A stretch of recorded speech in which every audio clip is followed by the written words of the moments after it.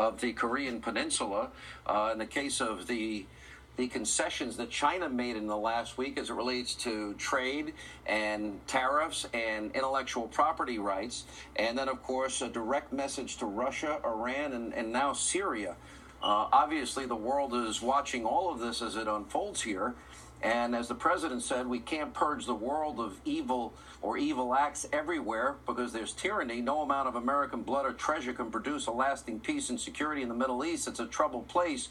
We'll try to make it better, but it is a troubled place. And again, the president mentioned that these would be precision airstrikes that are taking place with this coalition tonight as we are on the air. In France, talking about that coalition, I won't read the long statement, but part of it says the facts and the responsibility of the Syrian regime are beyond doubt. The red line set by France in May 2017, harkening back to that last big chemical weapons attack, has been crossed.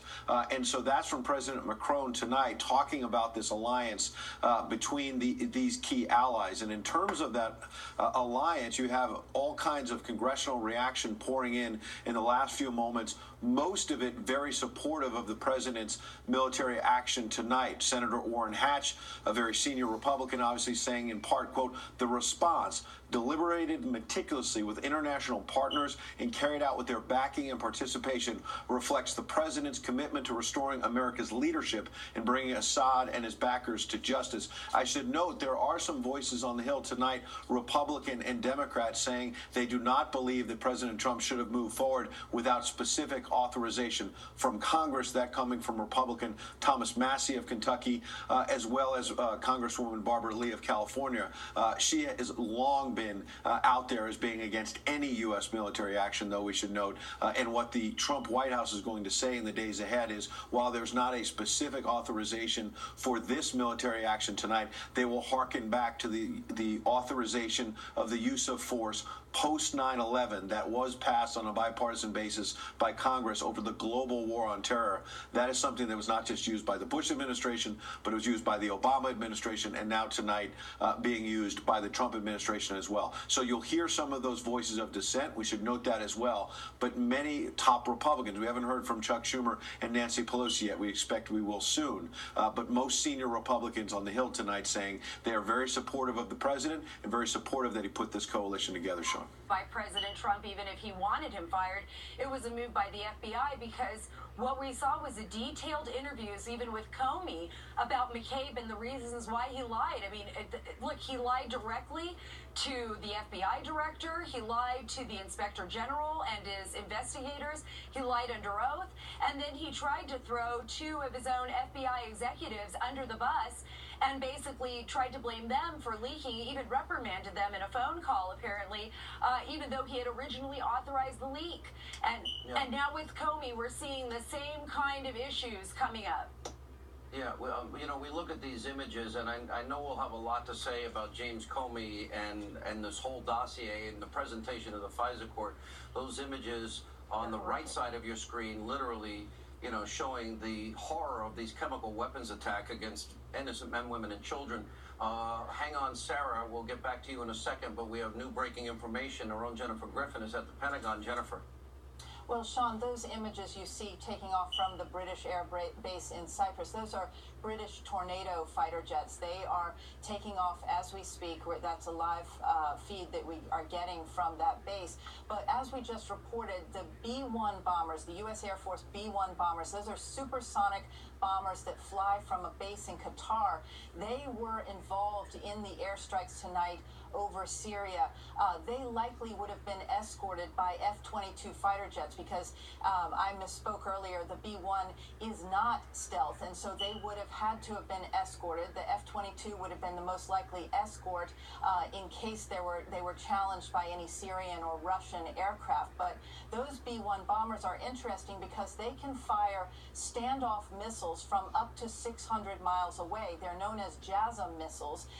They are anywhere from 200 to 600 miles out, those standoff missiles can strike a target. So those B-1s are extremely lethal, and they would be joining those Tomahawk missiles being fired from the Navy's USS Donald Cook that's in the eastern Mediterranean. Those Tomahawks, of course, can fly up to 1,500 miles. They fly at a rate, the Tomahawk flies at a rate of 550 miles per hour. They're low, they're radar evading, and it's like if you were to look up, it would be like seeing a flying telephone going past. But those Tomahawks are now joined, we're told, by B-1 bombers from the U.S. Air Force. It's just stepping up. We'll go to that live. Decided to again defy the norms of civilized people, showing callous disregard for international law by using chemical weapons to murder women, children, and other innocents. We and our allies find these atrocities inexcusable. As our Commander-in-Chief, the President has the authority under Article 2 of the Constitution to use military force overseas to defend important United States national interests. The United States has vital national interest in averting a worsening catastrophe in Syria and specifically deterring the use and proliferation of chemical weapons. Last year, in response to a chemical weapons attack against civilians and to signal the regime to cease chemical weapons use, we targeted the military base from which the weapons were delivered. Earlier today, President Trump directed the U.S. military to conduct operations in consonance with our allies to destroy the Syrian regime's chemical weapons research, development, and production facilities. Tonight, France, the United Kingdom, and the United States took decisive action to strike the Syrian chemical weapons infrastructure. Clearly, the Assad regime did not get the message last year. This time, our allies and we have struck harder. Together, we have sent a clear message to Assad and his murderous lieutenants that they should not perpetrate another chemical weapons attack for which they will be held accountable. The 70 nations in the Defeat ISIS coalition remain committed to defeating ISIS in Syria. The strike tonight separately demonstrates international resolve to prevent chemical weapons from being used on anyone under any circumstance in contravention of international law. I want to emphasize that these strikes are directed at the Syrian regime. In conducting these strikes, we have gone to great lengths to avoid civilian and foreign casualties. But it is a time for all civilized nations to urgently unite in ending the Syrian civil war by supporting the United Nations-backed Geneva peace process. In accordance with the Chemical Weapons Convention prohibiting the use of such weapons, we urge responsible nations to condemn the Assad regime and to join us in our firm resolve to prevent chemical weapons from being used again. General Dunford will provide a military update. Good evening. I'm joined by our French attaché, Brigadier General Montague, and our British attaché, Air Vice Marshal Gavin Parker. Secretary Mattis has just outlined the policy and legal framework for tonight's strike in Syria. I'll address the strike from the military dimension. At 9 p.m. Eastern Standard Time, French, British, and U.S. forces struck targets in Syria in support of President Trump's objective to deter the future use of chemical weapons. Our forces were integrated throughout the planning and execution of the operation.